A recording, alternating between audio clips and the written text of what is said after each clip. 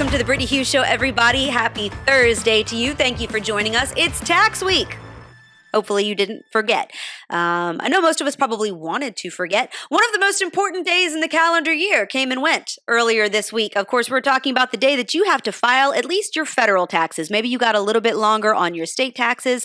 Maybe you live in Florida and you don't pay state taxes at all. But when it comes to your federal taxes, hopefully you got everything all nice and filed because, of course, while the government can screw up, the government can waste money, the government can mess things up, the government can lose paperwork. You know, when was the last time you ever trusted the DMV or the IRS or any other bloated government agency to get anything correct? And that's totally okay. No bureaucrat will ever be held accountable. We still have bureaucrats from COVID that outright lied to our faces that will never be held accountable. However, if you miss your tax filing date, the IRS will most definitely come after you. Tax day came and went on April 18th of this year. By the way, that's not Tax Freedom Day. Totally different day. Tax Freedom Day is going to be May 14th this year. That's the predicted date for Tax Freedom Day. Of course, that's the day that Americans have to work until in order to cover all of the taxes that they will owe that year. I think there's a bit of a poetry to that, by the way. The day that you have to pay your taxes comes on the calendar year before, by about a month, the day that you'll have to work to in order to afford your taxes for next year, which of course will never get any less because, as we all know, the United States government never runs out of things to spend your money on, or apparently to waste your money on. So this year, did you find yourself plunking down piles of cash to pay the deficit in your taxes? Or maybe you instead just put down your direct deposit for a tax return on your own money that the government just borrowed interest-free. I hate that, by the way. Can I just say, I have people in my life, maybe this is you, I don't know. They get so excited about their tax returns. It's almost like Christmas to them. Super excited. I'm going to get my tax return back and we're going to go on vacation, or I'm going to, pay off a little bit of debt or whatever. They get super, super excited about their tax returns. I hate tax returns. Hate them. I would rather owe the government money on tax day than get a tax return. And I'll tell you why. Have you ever noticed that unless you're like lending money to a family member graciously of your own free will and volition, the government is just about the only entity that can borrow money from you interest-free, and then they generously bequeath it back to you whenever, the IRS gets around to stroking a check, which could be days, could be weeks, could be a couple months. Again, doesn't really matter because nobody holds them accountable. The government can borrow money from you. If you end up getting, I don't know, $1,000, $1,500, $2,000 back on your tax returns, which again, I know a lot of people that get really pumped up about this because that's a big chunk of change and they get it in the mail or they get it in their direct deposit and they are like super excited about it. Like this isn't their money. Like this hasn't been their money all along. The government just took it from you and frankly spent it. That money's like, that money's gone. Our grandchildren's grandchildren will be paying that back. But they took it from you and now they're giving it back to you interest-free. Like if I go to a bank and I take out a loan, they're not just going to hand me that money and let me get around to paying it back just whenever, right? There's interest associated with that. There is a fee, if you will, for borrowing that money.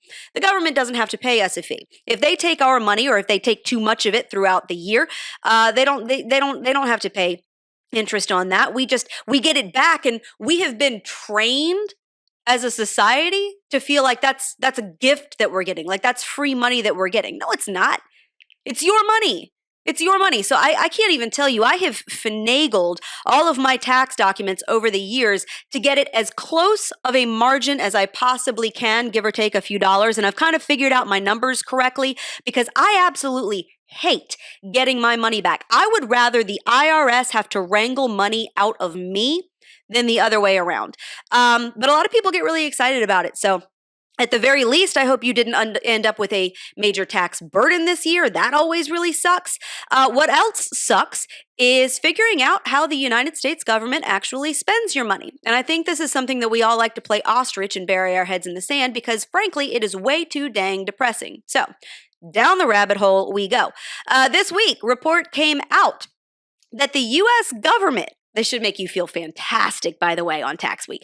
The U.S. government, funded by ours truly, of course, wasted nearly $250 billion. That's billion with a B. $250 billion on erroneous payments last fiscal year alone. That's not over like a 10-year span. That's not over our lifetime. That's last fiscal year alone. True story. According to the Government Accountability Office, the federal government forked out $247 billion in taxpayer cash in wrongful payments. This includes things like overpayments or unnecessary payments in fiscal year 2022 alone. Broken down, about 78% of all of these errors were over 5 major federal programs. $80.6 billion wasted in Medicaid payments, $46.8 billion in Medicare, $29 billion in the COVID-era Paycheck Protection Program, $18.9 billion in unemployment insurance, and $18.2 billion in earned income tax credits. That's 78% of the total of almost $250 billion in erroneous payments. That is a crap load of money. That is not chump change. 250, and that's not in like all payments, by the way. That's not nearly how much we're actually paying into these programs. Those are just the screwed up payments. Those are just in the overpayments, or we accidentally sent the wrong payment, or whatever. These are just the errors. This is the margin of error.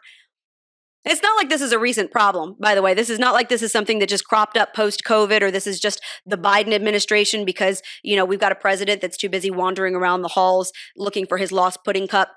That's not what this is. This is an ongoing issue. The issue of erroneous payments is well documented, coming in at about $2.4 trillion, trillion with a T, trillion dollars over the past 20 years.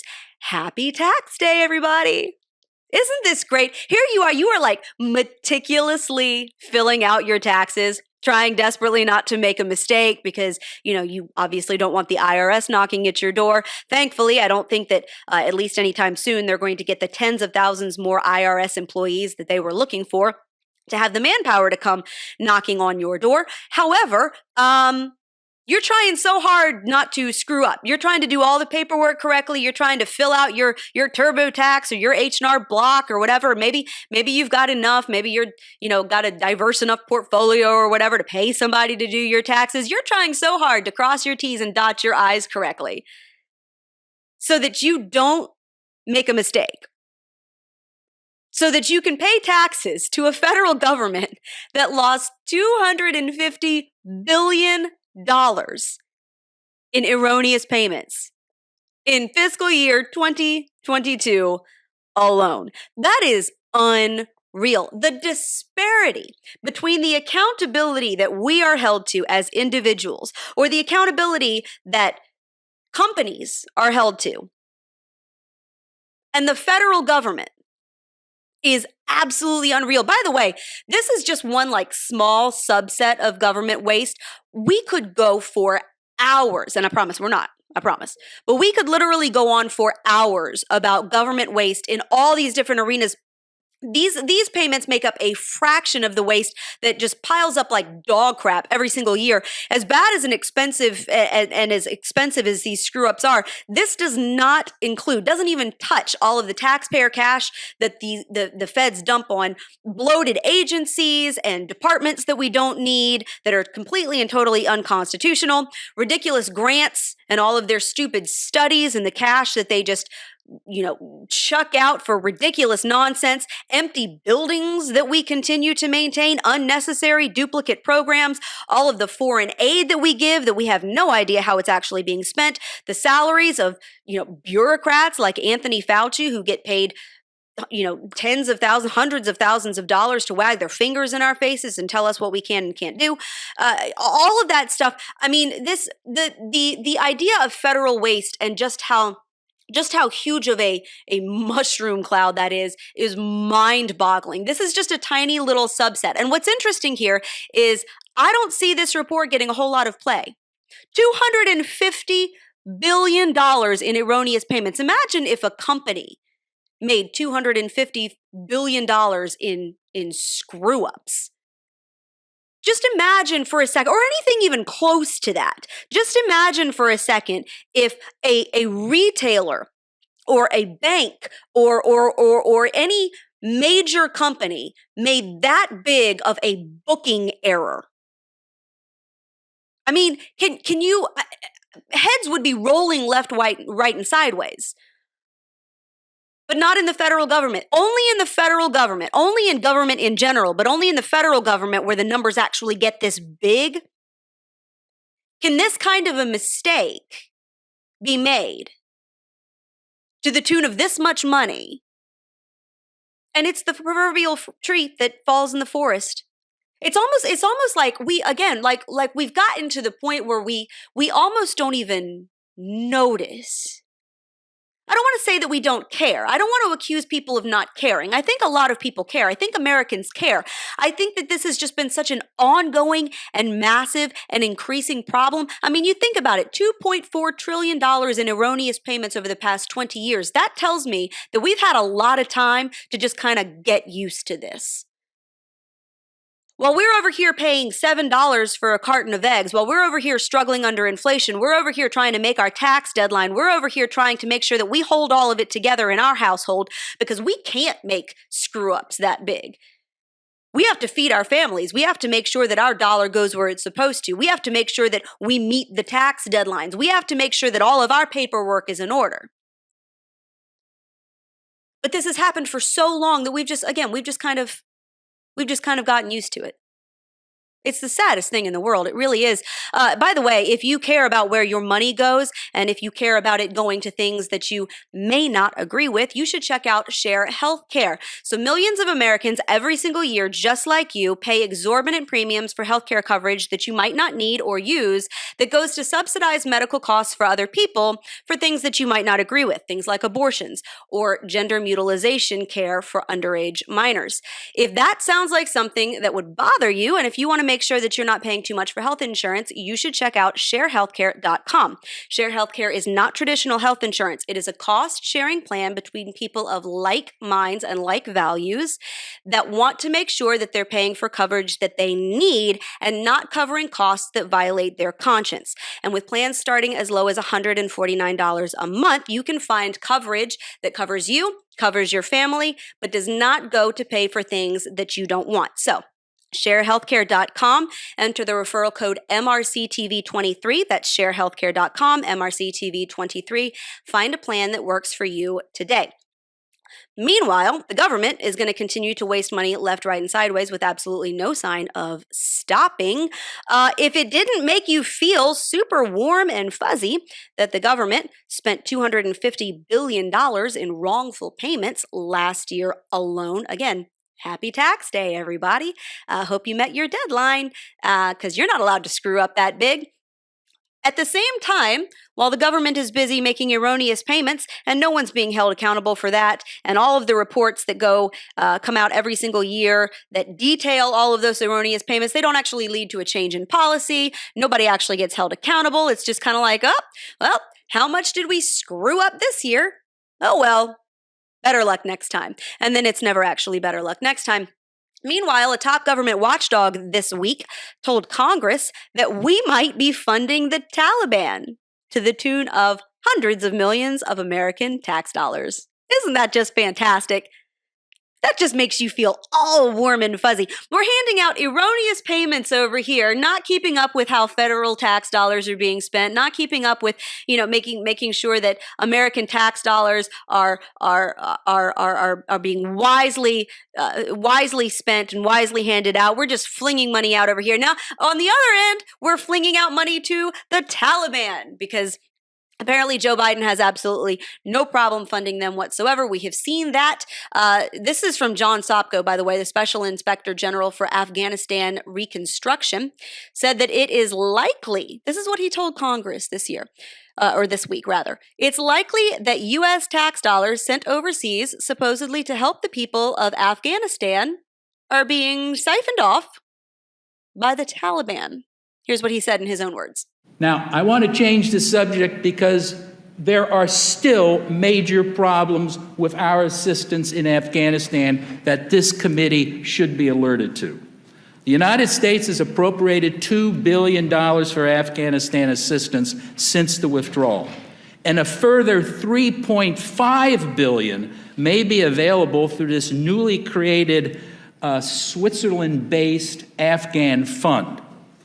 While I agree, and we all agree, Afghanistan faces a dire humanitarian and economic situation, it is critical that our assistance not be diverted by the Taliban.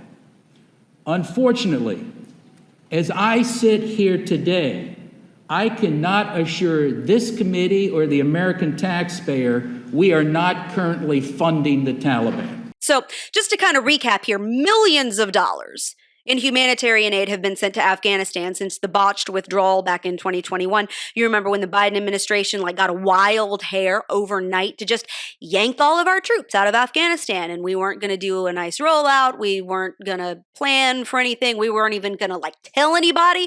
We were just going to yank everybody out overnight and expect everything to not fold up like a house of cards. Well, when it did, and the Taliban rolled in literally on top of our own guys. I mean, we had actual troops on the ground who died. 13 people died during this botched withdrawal. Again, no accountability whatsoever. There was some fist banging and some yelling for about a minute, but nothing actually came of that because, again, it's not gonna. This is the most accountability-free government ever, and this administration is on the extreme end of that. And since then, because things got so bad, well, now we're in the position of having to funnel millions upon millions of dollars in humanitarian aid to try to help the people of Afghanistan who are now being oppressed by the Taliban, which kind of is exactly where we were before. And the problem here is that we have sent so much money, but the Biden administration has yet to explain how it's been used or what safeguards, if any at all, were put in place to ensure that it ended up where it was supposed to, which you would think would kind of be a given. I know not so much in this day and age, not with this government, definitely not with this administration, but in a world that made sense according to logic and basic, decency, you would think that when you send millions upon millions of dollars in taxpayer cash that you and I pay into, we have to pay this every single year by April 15th or April 18th this year, you would expect that to be used wisely. Again, I know, not any time recently. But again, in a world that made sense, in a world based on facts and logic, you would think that there would be some sort of plan in place to make sure if we're going to take this money and put it over here to be used for this, we need to make sure that it's going to be used for that. But that doesn't seem to be happening. The Biden administration has, courtesy of Congress, of course, which was Democrat-led up until recently, has funneled millions upon millions of dollars to Afghanistan, supposedly for humanitarian aid. And we literally don't know what happened to it. If somebody does know in the Biden administration, they're not talking. They're certainly not telling this congressionally mandated special inspector. Of course, that's on top of the more than $7 billion in military equipment that was left behind in Afghanistan. We have no answers to this day as to whether that's now in the hands of the Taliban. Many people suspect that it is. We don't know how much of it. We don't know what it's being used for. Millions and millions and millions of dollars and up to more than $7 billion in military equipment. And this special investigator, the special inspector general, was tasked by Congress to investigate how that money was being spent. And what he ended up coming away with, what he ended up testifying before Congress this week was the Biden administration won't say. They have been stonewalled from day one.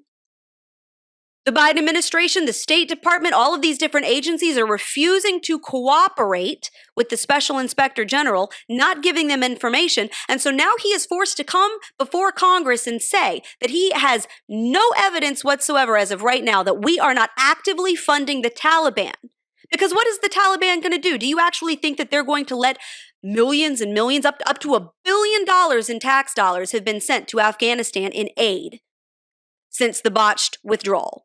Up to $1 billion. Do you really think the Taliban is just going to let that happen?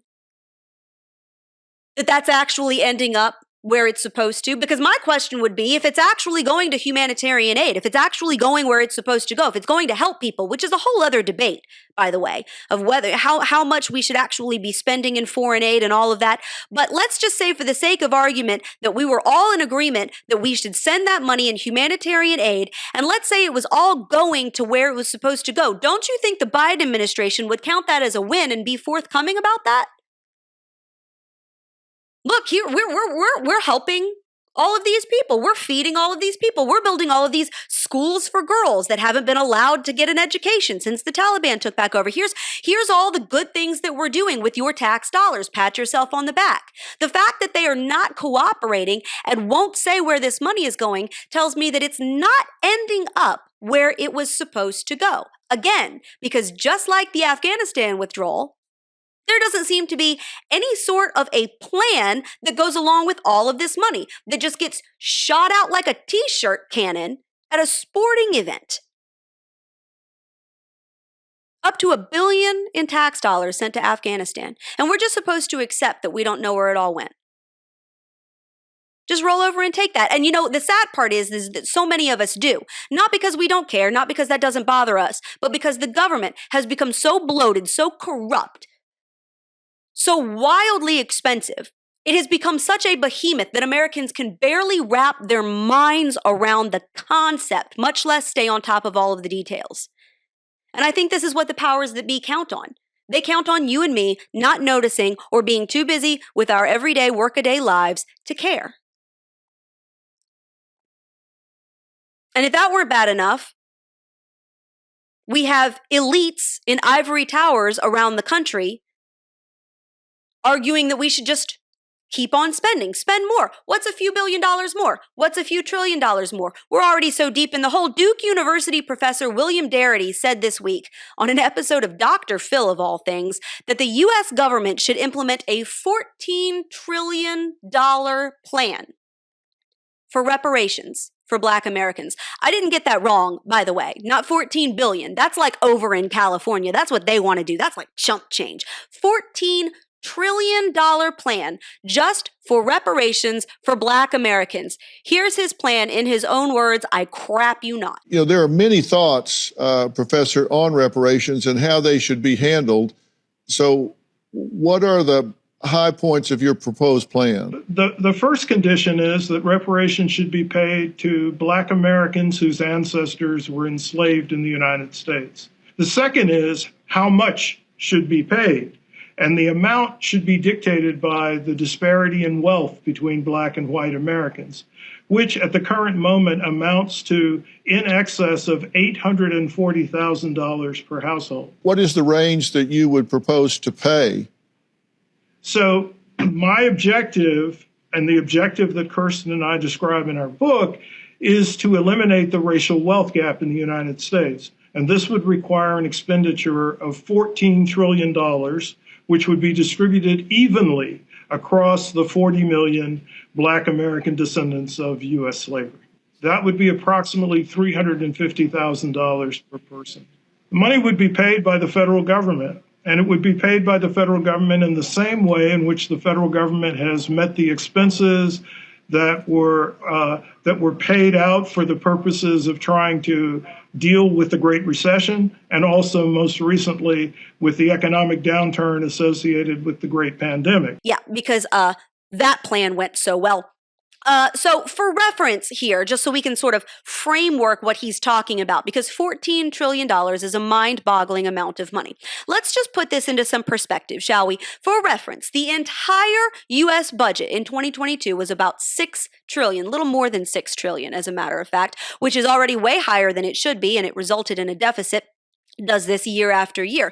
The budget used to be between about 3 and 4 trillion, and over the last few years has completely ballooned out of control. If it were up to the Biden administration, we'd be spending like 8 or 9 trillion.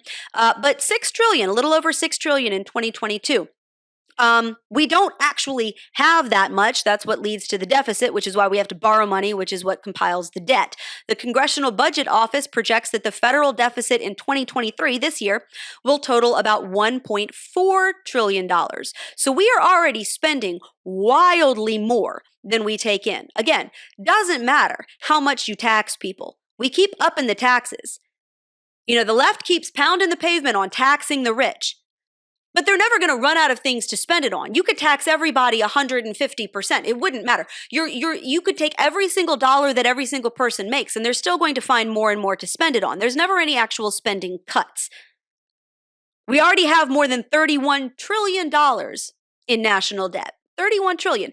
By the way, if you ever want to be super depressed, just look up US Debt Clock. I think it's usdebtclock.org. And it's just, it's literally like a massive clock, and it just constantly scrolls how much debt we're racking up. Incredibly depressing. But this is a real professor.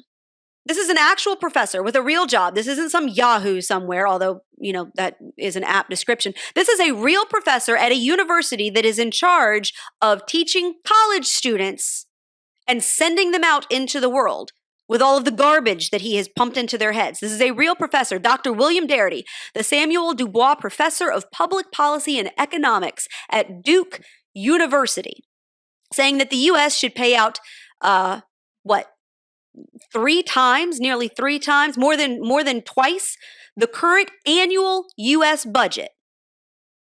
The whole thing, the whole U.S. budget, just to eliminate the, quote, income disparity between black people and white people. What I find interesting, by the way, about his argument is he doesn't seem to have any nuance whatsoever, which you never actually hear from these guys. You never actually hear like, well, here's how we would actually implement this, and here's how we would figure out who it should go to, and here's how we actually get it to work that way.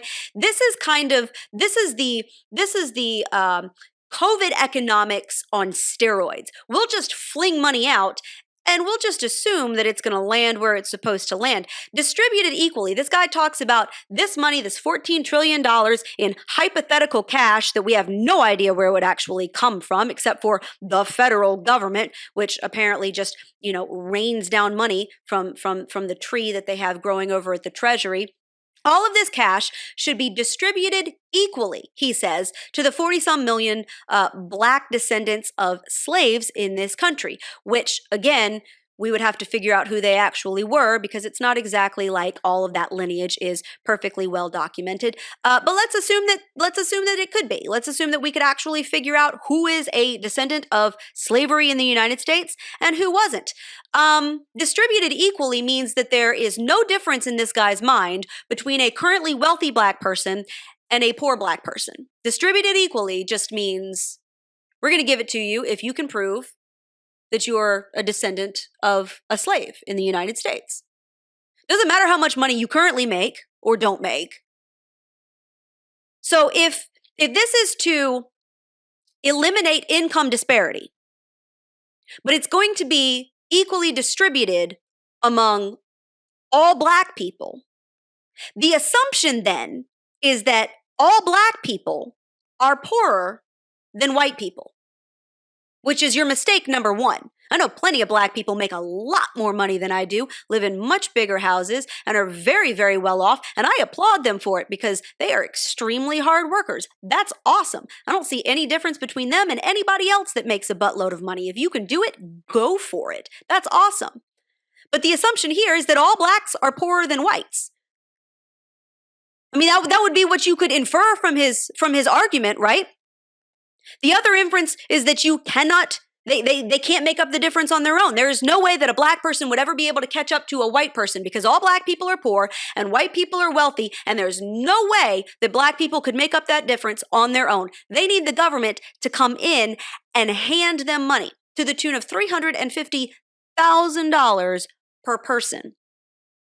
Now, the second assumption, which is wildly erroneous, is that it's the slavery from over 150 years ago that is causing this disparity, and not liberal policies that have cemented and perpetuated poverty in urban minority communities for decades, right? We have to reach way back in the history books to find something to blame for all of this, because it couldn't possibly be left-wing policies. It couldn't possibly be all of this social justice welfare crap that has kept people cemented in poverty and crime and despair. Can't be that.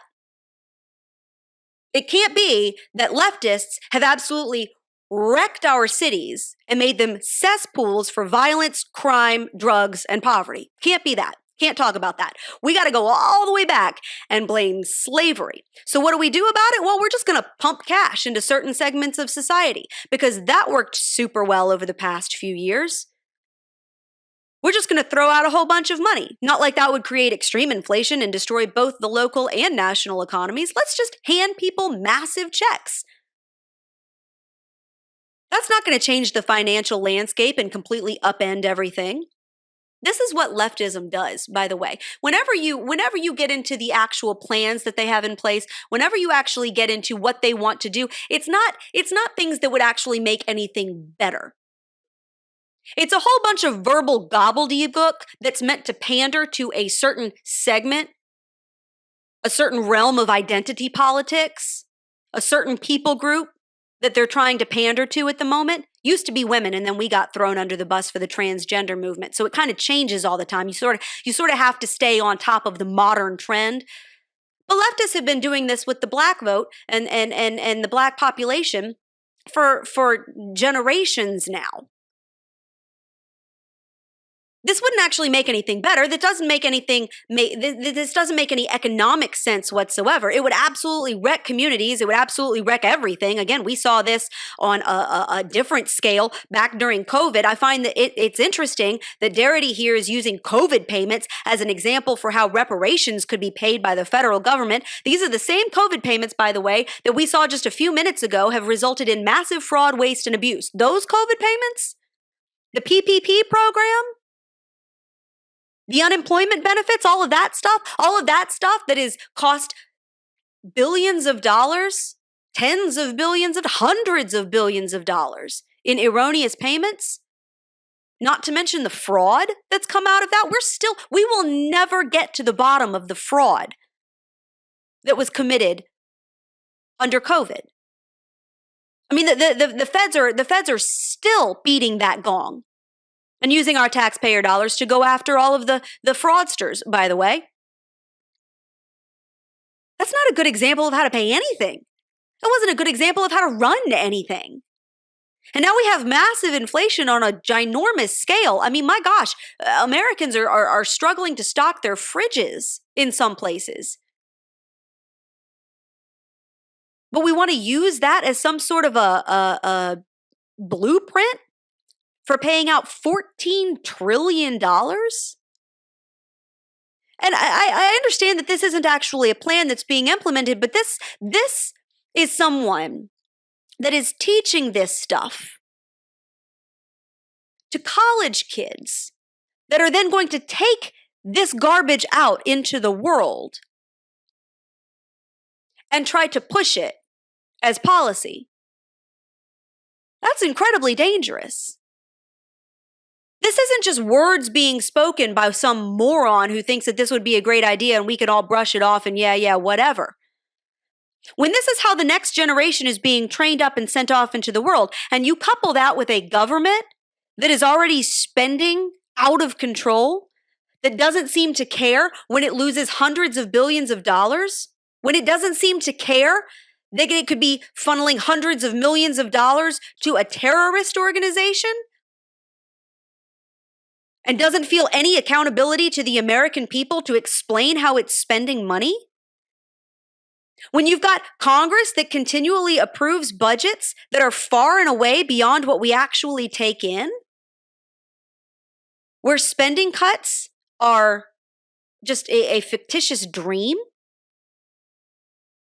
we have a recipe for disaster. And I know that most of what I talk about on this show, what I tend to stick to are your social and cultural topics. I understand that. That's kind of what takes over the headlines right now. That's what people seem to be very much drawn to. And I'm not saying that that's important. God knows I spend enough time on it here. If you follow this show, if you follow anything that I do, you know that I spend a lot of time on social and cultural issues. It is very important. And I do believe that we are in a war for the morality, for the values, for the soul of this nation. We are in a war for our children who are being targeted by the rabid left. We are in a social and cultural battle And it is literally a good versus evil. And I am not seeing how a country that cannot agree on simple things like what constitutes a woman and whether or not a living, scientifically provable human being, an infant, has the right to life. If we can't agree on these very basic topics, that is a massive problem. And we spent a lot of time here talking about those issues. But I understand that in the midst of all of that, in the midst of the Dylan Mulvaney, Bud Light, throw out all your Nike gear, all of that stuff, money and budgets and math and government waste, these are not the sexiest of topics. And these reports come out and they tend to fall by the wayside because, again, I think a lot of Americans, we go through our lives and we care about what's happening in our household budget. We care about our grocery bill, and we absolutely 100% should. But I think that we get into these numbers of millions and billions of trillions, and we almost tend to tune it out. Partly because it is such a massive amount of money. When you're talking about a $6 trillion federal budget, what's a few $1 million wasted? What's a couple $1 billion over here? Well, what's a few $100 million that we can't account for? We almost lose the ability to think about money in those terms. It's too massive. Nobody sits there and goes through congressional spending plans and all of the junk that they pump our cash into, and all of the ridiculous grants and programs and duplication and bureaucracies and bleh. Nobody wants to deal with all of that. Lawmakers don't even want to deal with all that. You think that these representatives and these senators are actually on Capitol Hill reading all of that stuff? Of course they're not. They've got like 5 staffers over there running off of coffee, trying to read all of this stuff. It's mind-boggling. And I think a lot of us, we are trained to almost tune it out because we are so used to federal waste. We are so used to government spending. This is going to be what kills us.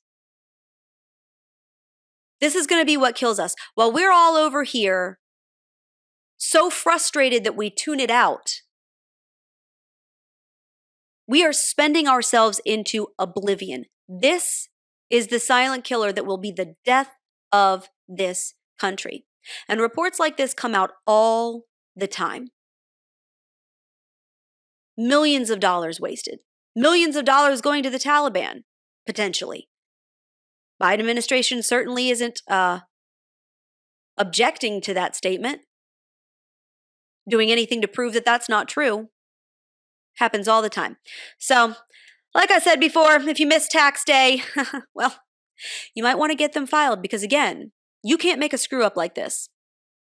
You have to file your taxes. The federal government, if they lose a few $100 million here, a couple of billion there, a few $100 billion somewhere else, whatever, not really that big of a deal. In the meantime, make sure that you tune back into the Brittany Hughes Show every single Thursday. As if I didn't depress you already enough, head on over to Apple Podcasts, hit subscribe on the Brittany Hughes Show. That way you will never miss an episode. Make sure you subscribe to the Newsbusters podcast while you're over there, by the way. That one is on Mondays, Wednesdays, and Fridays with my buddy Tim Graham. He does a phenomenal job of breaking down media bias. You do not want to miss that one. So lots and lots of material to load up your phone with. Also, make sure you go to sharehealthcare.com and enter the referral code MRCTV23 to figure out how you can save a lot on your health insurance while not paying for things that you don't want to subsidize. That's sharehealthcare.com. MRCTV23 is the referral code there. And while I got you, also, please, please, please, if you have already financially partnered with the Media Research Center, thank you so, so much. I cannot tell you how much it means to us to have your support. There is no amount that is too little. We appreciate everybody's support. If you like our content and want to see it keep coming, then please, please, please, mrc.org/donate. You can find more information about how you can partner with the Media Research Center. We are a 501c3. That means we're a nonprofit. We don't charge you anything for our content. There's no subscription. There's no paywall. We would love you to sign up for our email list because then you can get some exclusive messages from us. But we don't make you pay for anything. And the only way that we can do that is through donations and financial support. So please, mrc.org/donate. You can find out more information on how you can partner with us. Thank you so much for joining me. Brittany Hughes Show every single Thursday. I will see you back here next week. God bless.